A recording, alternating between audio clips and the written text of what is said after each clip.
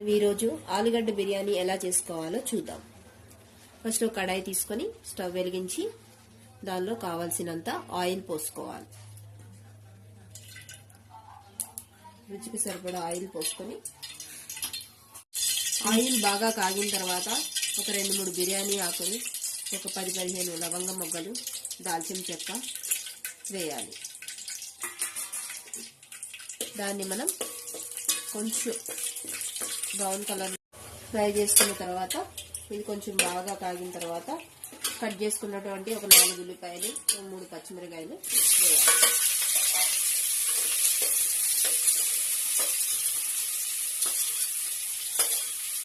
మగ్గిన తర్వాత ఒక 2 స్పూన్స్ అల్లం పేస్ట్ వేసుకోవాలి. అల్లం పేస్ట్ వేసుకున్న తర్వాత దీన్ని కొంచెం అట్లా ఇట్లా కలిపేసి కొంచెంసేపు మగ్గనివ్వాలి. కొంచెం సేపు మగ్గ ఇప్పుడు ఉల్లిపాయ బాగా మగ్గిన తర్వాత, ఉల్లిపాయ అల్లం పేస్ట్ మగ్గిన తర్వాత కట్ చేసుకున్నటువంటి 3 బంగాళదుంపలు ముక్కల్ని వేయాలి.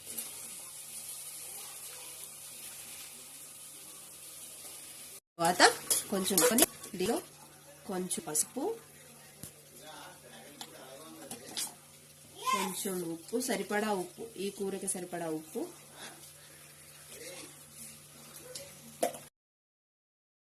కొంచెం కారం, కొంచెం గరం మసాలా,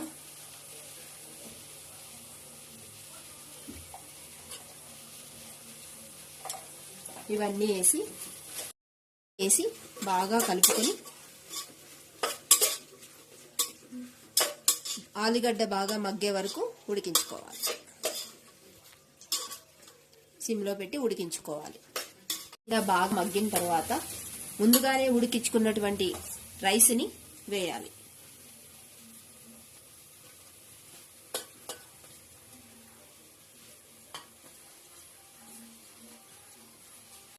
రైస్ వేసిన తర్వాత మొత్తం అంతా కలిసేలాగా కలుపుకొని బాగా రైస్కి మసాలాలు ఆలుగడ్డ అన్నీ పట్టేలాగా కలుపుకోవాలి. కలుపుకొని ఇలా బాగా కలుపుకున్న తర్వాత ఒక 10 మినిట్స్ మూత పెట్టేసి ఇంకా అంతే, సర్వ్ చేసేసుకోవచ్చు. ఇప్పుడు ప్లేట్లోకి తీసుకొని వేడి వేడి బిర్యానీ,